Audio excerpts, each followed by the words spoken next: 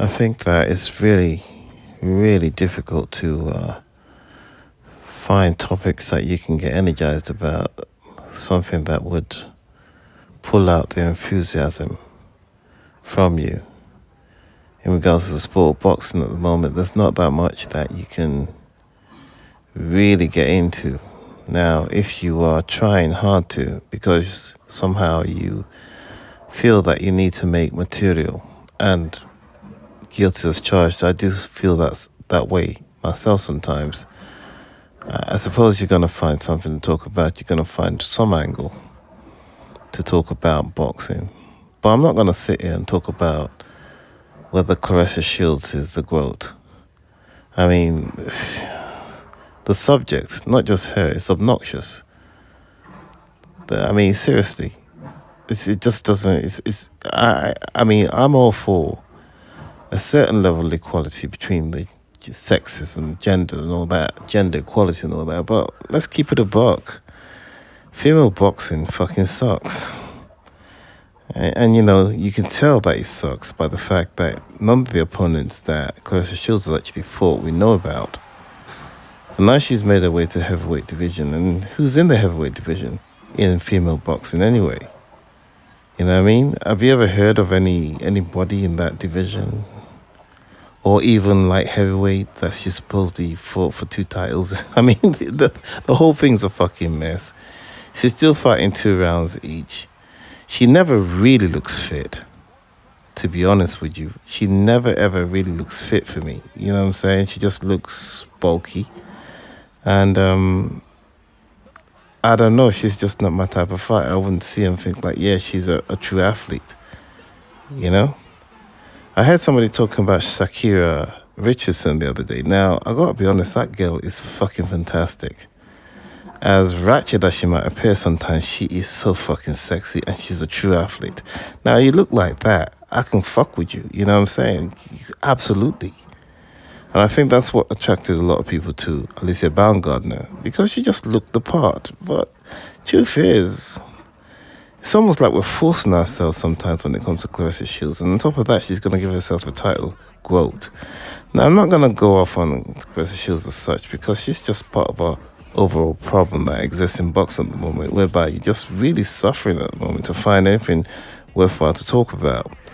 I haven't actually put up a video in about 2 weeks and stuff, and chances are I won't even put this one up, but we'll see. Now, another thing that I'll touch on, right, is a fight over the weekend between Joe Joyce and Derek Chisora. And lo and behold, I don't think much of freaking Joe Joyce, never have. And he gave me a display of his boxing again, which I've never seen a guy who is that slow. Okay, this is Joe Joyce for you. Joe Joyce is really slow, punches like he's he's one of those action figures. You know what I mean? He can't twist his punches properly. He's supposed to be a martial artist, so he should know all these things. He never twists his punches properly. It's almost like a sort of awkward sort of hammer fist, hammer punch slash punch jab. It's very, very weird. On top of which, it's very slow. He telegraphs it. And even if the person is slow in moving their head, chances are, Joe Joyce will still miss. So he's a guy who does not move his own head. And when he throws these very awkward, slow punches, even if the person could probably just move just a tad bit. But even if they don't move, he's probably still going to miss. He's still going to wave it over the person's head. The guy is god-awful. It's god-awful. And I've got to be honest here. A lot of people are going to be singing the praise of Derek Chisora. Oh, Derek Chisora. And, you know, those kind of fights, people that go to the pub and like to down the booze, they love those type of fights. It's a good night out. But for me, who likes the sport of boxing, who sees it for more than just a fucking brawl, I'm thinking like, you know, this is a sad indictment of heavyweight boxing in general. Not just Derek Chisora. Derek Chisora is Derek Chisora. If they want to pay him, hey, have at it. Fucking pay him. But I gotta be honest, it really is a sad indictment of heavyweight boxing, particularly British heavyweight boxing, when Derek Chisora can still be out there claiming these fucking paydays and winning fights. It's fucking ridiculous. I'm sorry. I'm not one of those people who's gonna hold Derek Chisora up there like, yeah, I'll rep it, I like his heart. If a motherfucker is too fucking stupid to know that he could get hurt, then yeah, carry on. That's what he likes to do. He doesn't think that he's capable of doing anything else better in life. Then fine, let him do it. You know what I mean? But I think he's selling himself short. If you think that's all you can do in fucking life is just fucking take punches to the head to feed your family, then fine. You're fucking nignog. It is what it is. And I'm not gonna fucking, I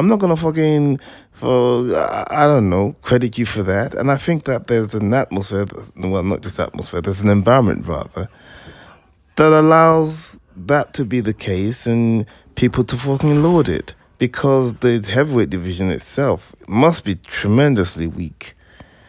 If Derek Chisora hasn't been fucking pushed and kicked out of the fucking door by now by some young prospect who just wants to fucking eat him alive. But there's nobody. And the same thing goes for the Americans as well. Let's keep you the buck.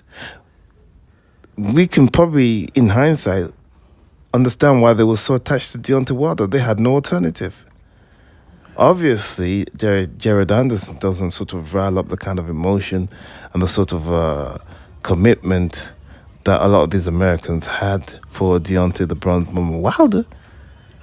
So instead, you got Jared Anderson, who's probably the number one heavyweight boxer for the Americans right now. And to be honest with you, the jury's still out. Nobody's really that certain whether he's that good, or is he still in that prospect / contender stage or what? You know what I mean? Is he, I don't know, does he have a belt or some sort of baby belt or something? I don't know. You know what I mean? But what I do know is I don't like to see a motherfucker like that crying on fucking TV talking about it's too hard to Roy Jones. I'm like, I'm getting in trouble already with one thing or another. Before the journey's already started. He's already getting fucking drunk in fucking taverns along the way, so fuck it. So that being said, there's not really that much you can talk about unless you want to talk about the prospect of Javante Davis fighting Shakur Stevenson. And I suppose the older you get, the more you realize, like, a lot of the things that a lot of people are getting upset about might just apply to you. And you don't want to feel like a hypocrite, so you kind of repress it. But in actuality, the truth be told, I think that the way a lot of people felt about Floyd Mayweather back in the day is the way I feel about Gervonta Davis. I think he's getting a lot of undue credit. I think that, in my opinion, to be honest with you, I think that Mayweather still deserved all that credit because he was an artist. I don't see fucking Javante Davis as being an artist. I see him as being an inarticulate, overprotected, bumbling fucking idiot. And I can't stand the motherfucker. But I feel that if you were to put it in a different context and look at Floyd Mayweather back in the day, that's the way a lot of people felt about Floyd Mayweather. They felt that he was a ducker, he was a cheat, he was a liar, he was a this, he was that, he was a coward.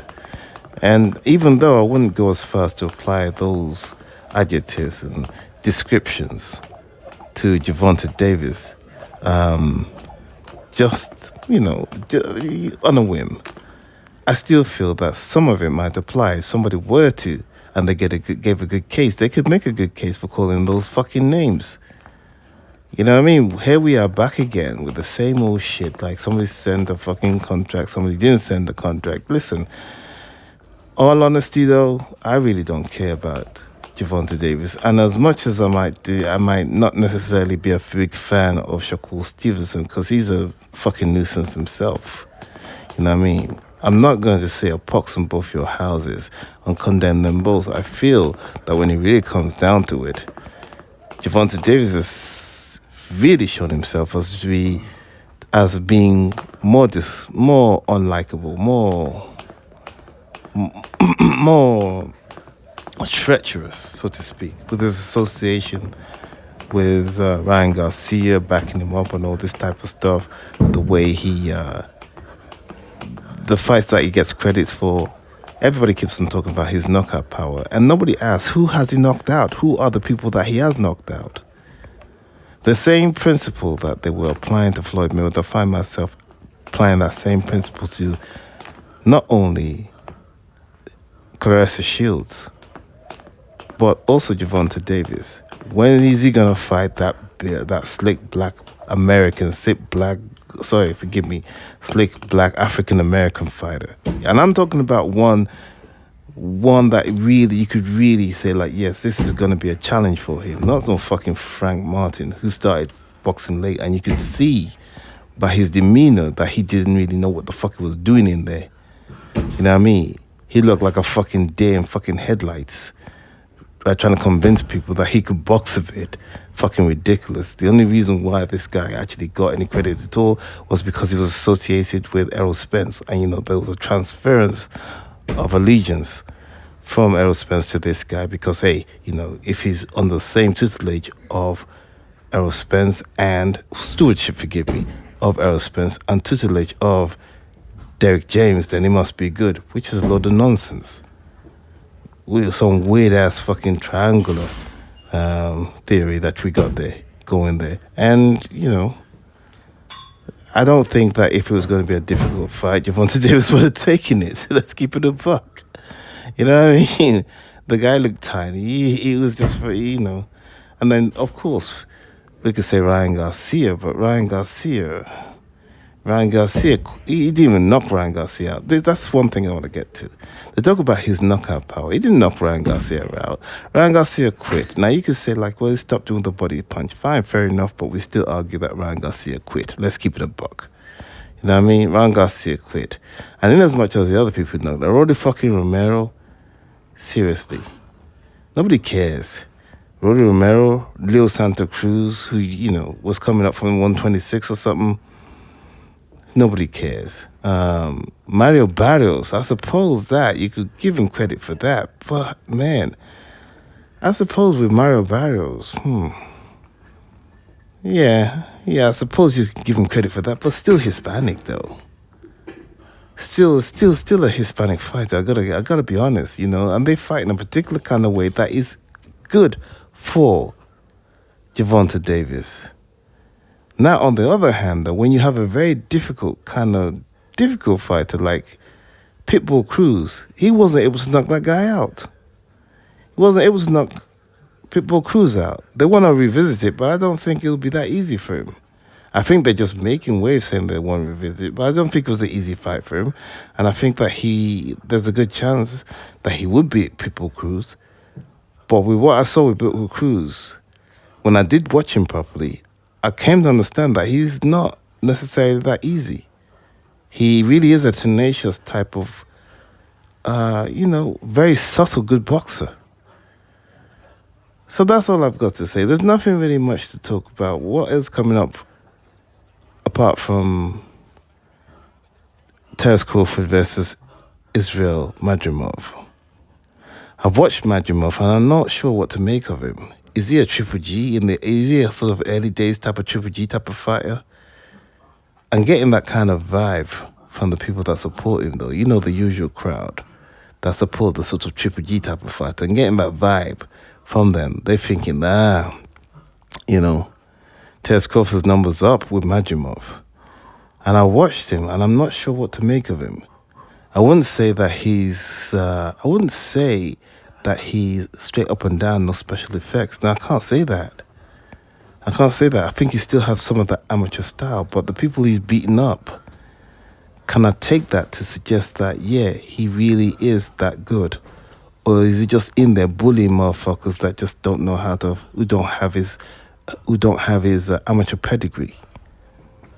That's going to be an interesting one. But, I'll still go for Terence Crawford because, it's just about the devil, I could get surprised and Idris Majimov might just live up to the expectation that some of those guys, the usual crowd that support the Triple G's of the world and the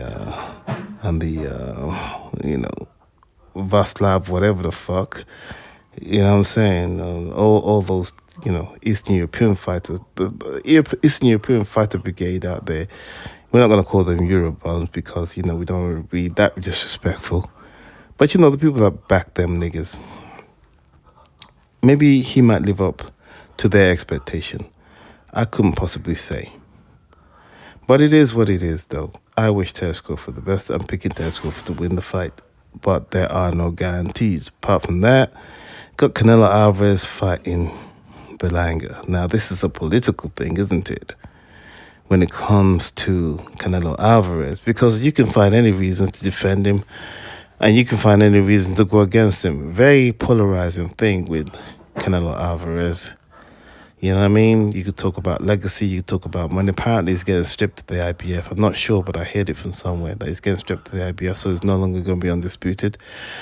But I think that a lot of the things that happen, a lot of the reasons why people defend Canelo Alvarez to the extent that they do, we got to be honest, is that you get the feeling, like with Floyd Mayweather, a lot of people want to see him fail. You know what I mean? They want to see him put on his ass and get embarrassed and get exposed. You know what I mean? And obviously, he's looking for every excuse and every reason not to fight a person who might give him a very difficult, unnecessary fight when he has nothing to gain from it, apart from this notion that he's going to get some kind of respect that he feels he already has earned anyway. So the idea that he needs to fight David Benavidez in order to gain respect of a bunch of people who don't like him really doesn't make sense to me. It doesn't matter how much David Benavidez. I'm just putting myself in Canelo's shoes. I can't say for certain that that's how he feels. But if I was in his shoes, I suppose this is the way I would feel.